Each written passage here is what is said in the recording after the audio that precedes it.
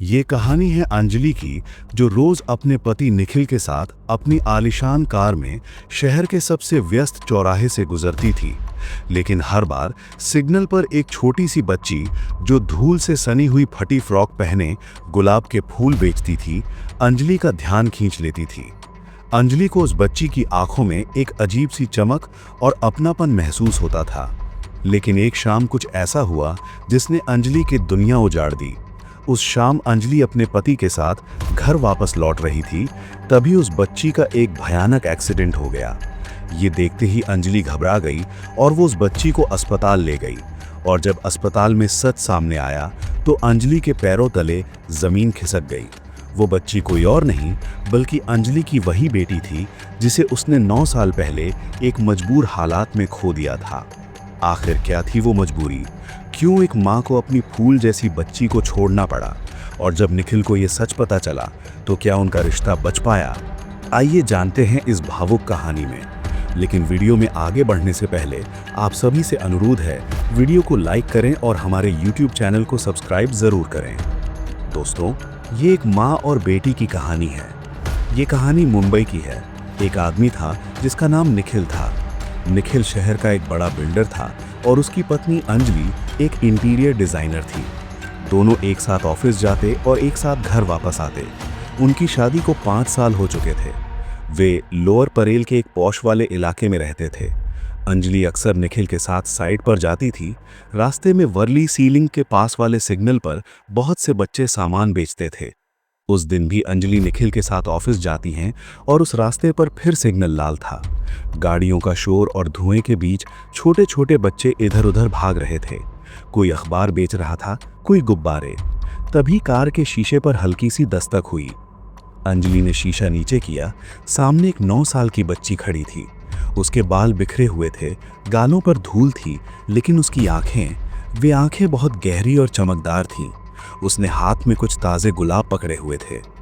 Ma'am, एक फूल ले लो ना, ये फूल अच्छा है और आपकी जोड़ी भी बहुत सुंदर है, बच्ची ने बड़ी मासूमियत से कहा। उसकी बातों से अंजलि का दिल पिघल गया और सारे फूल ले लिया। और उसने बिना सोचे 500 का नोट निकाला और उसे दे दिया। बेटा, तुम्हारा नाम क्या है? अंजलि ने पूछा। मेरा नाम छवि है, बच्ची ने मुस्कुराते हुए कहा। जैसे ही सिग्नल हरा हुआ, गाड़ी आगे बढ़ गई, लेकिन अंजलि पीछे मुड़कर तब तक देखती रही जब तक छवि धुंधली नहीं हो गई। उस दिन के बाद वो बच्ची हमेशा कुछ न कुछ लेकर आती रहती और अंजलि उससे वो ले लिया करती थी। अंजलि को समझ नहीं आ रहा था कि उस बच्ची को देखकर उसके सीने में एक अजीब सी हलचल क्यों होती थी। उसे अपना वो अधूरा एहसास याद आने लगा जो 9 साल पहले उससे छीन लिया गया था। ये कहानी 9 साल पीछे पुणे जाती है। अंजलि तब 19 साल की थी।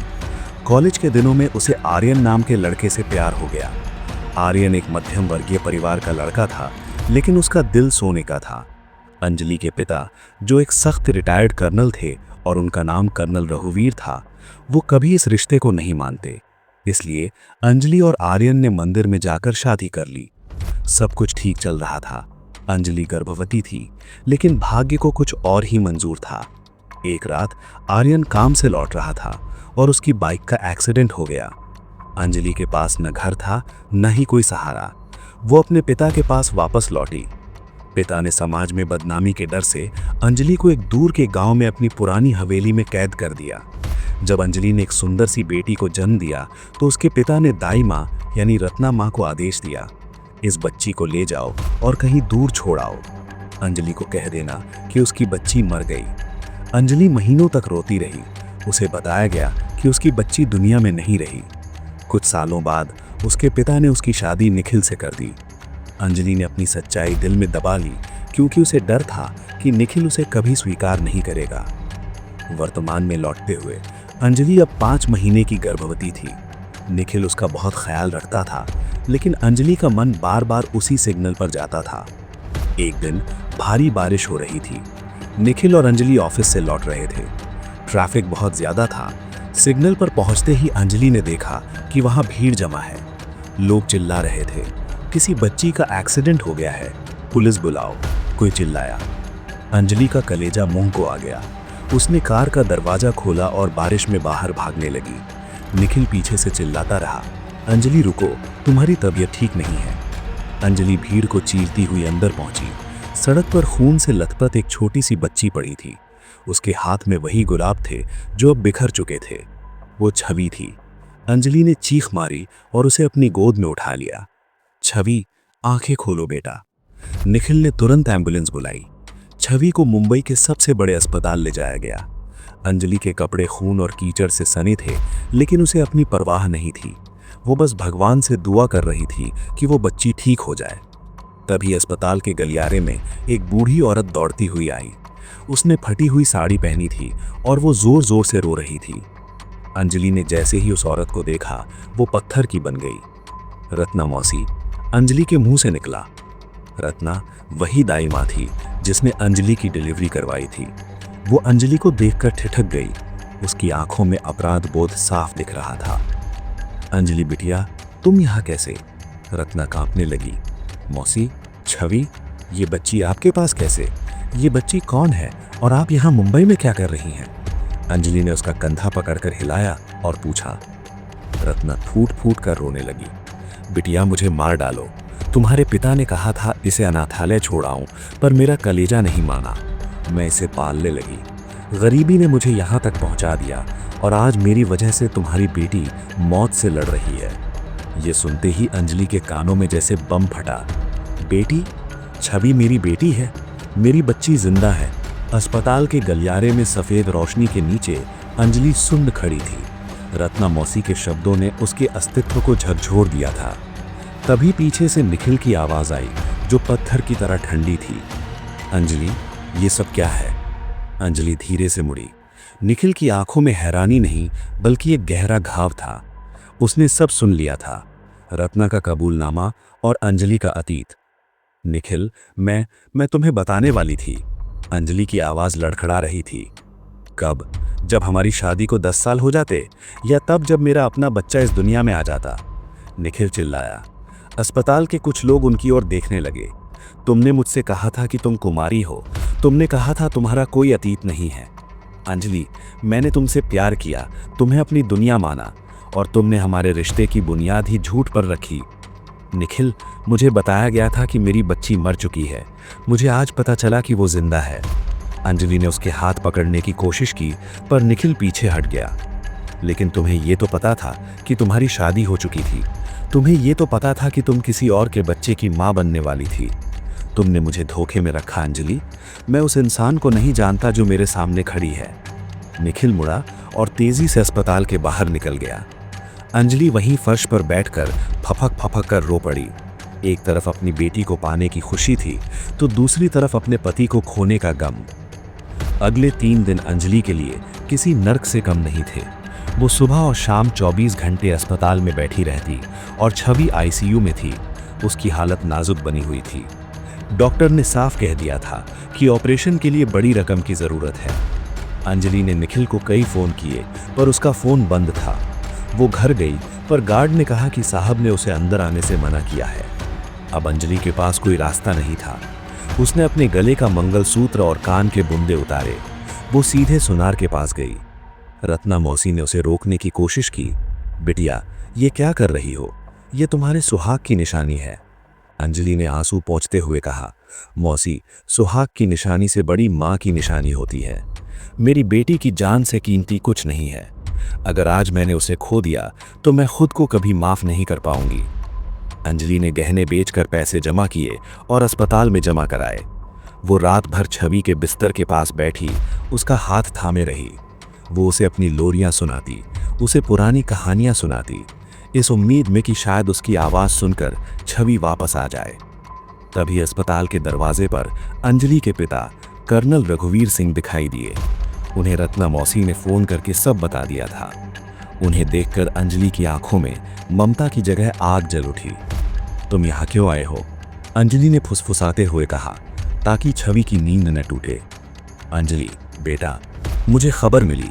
कर्नल की आवाज़ में वो पुरानी कड़वाहट नहीं थी। खबर? आपको तो खुशी होनी चाहिए थी कि जिस पाप को आपने मिटाना चाहा था वो आज सड़क पर दम तोड़ रही है। अंजलि ने गरजते हुए कहा, आपने मेरी बेटी छीनी। आपने मुझसे झूठ बोला कि वो मर गई। आप जानते हैं वो बच्ची इन 9 सालों में किन गलियों में सोई है, उसने क्या क्या खाया है। आपने सिर्फ मेरी बेटी नहीं छीनी, आपने अपनी बेटी का भरोसा भी मार डाला। कर्नल रघुवीर के हाथ कांप रहे थे। मुझे लगा मैं तुम्हारी भलाई कर रहा हूँ, समाज, लोग, पर समाज को आप जवाब देते, पर ईश्वर को क्या जवाब देंगे। अंजलि ने उन्हें बाहर जाने का इशारा कर दिया। कर्नल वहीं कॉरिडोर की बेंच पर बैठ गए, अपनी लाठी थामे। पहली बार एक हारा हुआ इंसान लग रहे थे। इधर निखिल अपनी माँ के पास पहुंचा। उसने गुस्से में सब कुछ बताया और तलाक की बात की। उसकी माँ ने शांति से सब सुना और फिर एक पुरानी संदूक से एक फोटो निकाली। निखिल, ये देखो, माँ ने कहा।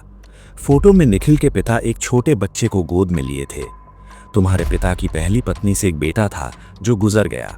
जब मैं इस घर में आई तो मुझे ये पता था। क्या मैंने उन्हें छोड़ दिया? नहीं। प्यार इंसान की गलतियों से बड़ा होता है निखिल, माँ ने आगे कहा। अंजलि ने जो किया वो मजबूरी थी। उसने अपनी बच्ची को नहीं छोड़ा था। उसे तो लगा था कि बच्ची मर गई है। सोच उस औरत पर क्या गुजर रही होगी जिसे आज पता चला कि उसकी कोख का अंश सड़कों पर भीख मांग रहा था। अगर तुम आज उसके साथ खड़े नहीं हो तो तुम कभी एक अच्छे पिता नहीं बन पाओगे। निखिल को अपनी गलती का एहसास हुआ। उसे याद आया कि कैसे अंजलि उस बच्ची के लिए चॉकलेट ले जाती थी। वो अनजाने में भी अपनी बेटी की ओर खींची चली जाती थी। 10 दिन बाद निखिल अपनी माँ के साथ अस्पताल आया। अंजलि उन्हें देखकर फूट फूट कर रोने लगी। उसकी सास ने कहा, बेटी मत रो, चलो घर चलते हैं। अंजलि बोली, नहीं, मैं अब अपनी बेटी को छोड़कर कहीं नहीं जाऊंगी। उन्होंने कहा, किसने कहा छोड़ने को? तुम्हारी बेटी, यहाँ तक कि उसकी दादी भी, सब साथ चलो। निखिल बोला, चलो, मैं भी तो तुम्हारे बिना नहीं रह सकता। और फिर सब एक साथ चले गए।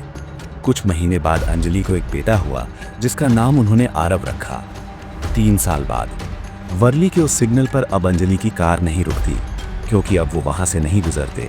अब अंजलि और निखिल का अपना एक बड़ा घर है। आंगन में 2 बच्चे खेल रहे हैं। छवि, जो अब 12 साल की है और बहुत सुंदर दिखती है, और उसका छोटा भाई आरव। रत्ना मौसी अब घर की दादी हैं जो रसोई संभालती हैं। अंजलि के पिता भी अक्सर आते हैं और अपनी नातिन छवि के लिए ढेर सारे खिलौने लाते हैं। अपने पुराने गुनाहों का प्रायश्चित करने की कोशिश करते हैं। अंजलि ने छवि फाउंडेशन नाम की एक संस्था खोली है जो सिग्नल पर रहने वाले बच्चों को शिक्षा और घर देती है। आज अंजलि का पूरा परिवार खुश है। उसने सीखा कि अतीत चाहे कितना भी गहरा हो, प्रेम और सच की रोशनी उसे मिटा सकती है। रिश्ते खून से नहीं, एहसासों से बनते हैं। एक माँ की ममता दुनिया की सबसे बड़ी शक्ति है जो मौत के मुंह से भी अपनी संतान को खींच लाती है। तो प्यारे दोस्तों, किसी भी बच्चे को उसकी माँ से अलग नहीं करना चाहिए। और आज की कहानी यहीं समाप्त होती है। अगर कहानी अच्छी लगी हो तो लाइक करें, दोस्तों के साथ शेयर करें और नई कहानियों के लिए चैनल को सब्सक्राइब करें। धन्यवाद।